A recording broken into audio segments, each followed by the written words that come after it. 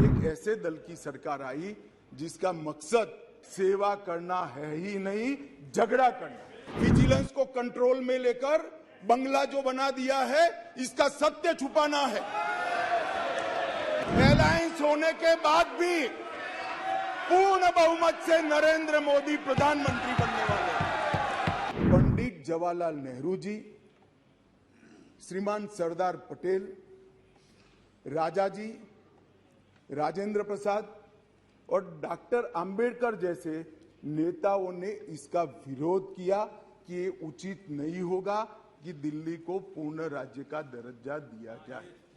दिल्ली की स्थापना 1911 में अंग्रेजों के शासन के द्वारा महरौली और दिल्ली दो तहसीलों को पंजाब प्रांत से अलग कर बनाई गई। 1919 और 1935 में ब्रिटिश सरकार ने चीफ कमिश्नर प्रोविंस का नोटिफिकेशन किया और दिल्ली को चीफ कमिश्नर प्रोविंस के तहत रखा गया। आजादी के बाद पट्टाभी सीतारामैया समिति ने दिल्ली को राज्य स्तर का दर्जा देने की सिफारिश की थी। हालांकि जब सिफारिश संविधान सभा के समक्ष आई, मेरा विपक्ष के सदस्यों को विनम्रता से अनुरोध है कि इस बात को जरा गौर से सुनेगा। पट्टाभी सीतारामैया समिति की सिफारिश जब सदन के सामने आई, तब पंडित जवाहरलाल नेहरू जी, श्रीमान सरदार पटेल, राजा जी, राजेंद्र प्रसाद और डॉक्टर अंबेडकर जैसे नेताओं ने इसका विरोध किया कि ये उचित नहीं होगा कि दिल्ली को पूर्ण राज्य का दर्जा दिया जाए। समस्या कहां से समाप्त शुरू हुई? 1993 से व्यवस्था चली आ रही थी। कभी भारतीय जनता पार्टी सत्ता में आई, कभी कांग्रेस पार्टी ने शासन किया, कभी ऊपर कांग्रेस का शासन था तब हमारी सरकार थी, तो कभी ऊपर कांग्रेस की सरकार थी तब नीचे हमारा शासन था, मगर कोई झगड़ा नहीं हुआ था। सब कुछ ठीक चल रहा था, क्योंकि किसी की मंशा अधिकार हथियाने की नहीं थी, सेवा करने की। कांग्रेस पार्टी ने भी भाजपा के साथ झगड़ा नहीं किया, भाजपा ने भी कांग्रेस सरकार के साथ झगड़ा नहीं किया और बहुत अच्छे से चल रहा था, कोई डिस्प्यूट नहीं, कोई झगड़ा नहीं। 1915 में स्थिति बदली और यहां 2015 में यहां स्थिति बदली और यहां एक ऐसे दल की सरकार आई जिसका मकसद, मुझे कोई झिझक नहीं है कहने में, जिसका मकसद सेवा करना है ही नहीं, झगड़ा करना।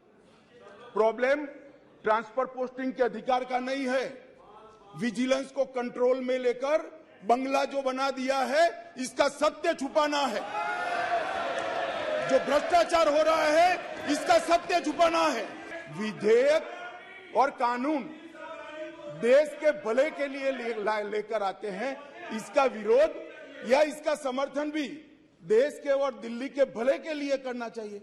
अगर हमारी राजनीति में थोड़ी स्वीकृति कम है तो सबको मिलाना है, दिल्ली का जो होना है वो हो, जितना भ्रष्टाचार होना है वो हो।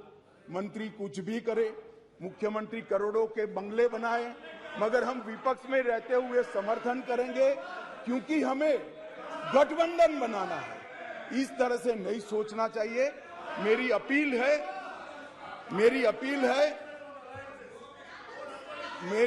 है विपक्ष के सदस्यों को कि आप दिल्ली की सोचिए, अलायंस की मत सोचिए।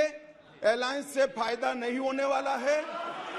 अलायंस होने के बाद भी पूर्ण बहुमत से नरेंद्र मोदी प्रधानमंत्री बनने वाले हैं।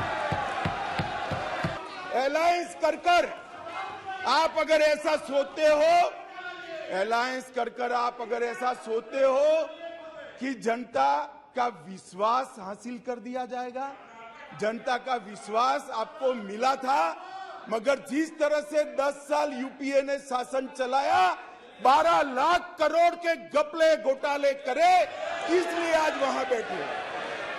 और मैं फिर से कहना चाहता हूं, दिल्ली सरकार के दिल्ली सरकार के घपले, घोटाले, भ्रष्टाचार को प्रच्छन्न रूप से अलायंस की गरज के कारण मदद कर रहे हो। पूरा देश देख रहा है और पूरा देश चुनाव में इसका हिसाब किताब करेगा। मान्यवर, मैंने ये सदन के सामने रखा है बिल को। मेरा सभी से निवेदन है कि अलायंस के मद्देनजर इस पर अपना अभिप्राय न करें। देश के और राजधानी क्षेत्र के भले के लिए न्यूट्रलिटी से बात करें। और वैसे भी मैं बता देता हूं, विशेषकर कांग्रेस पार्टी वालों को, कि ये बिल पारित होने के बाद वो अलायंस में आपके साथ आने वाले नहीं है। तो जो सच है वो करिए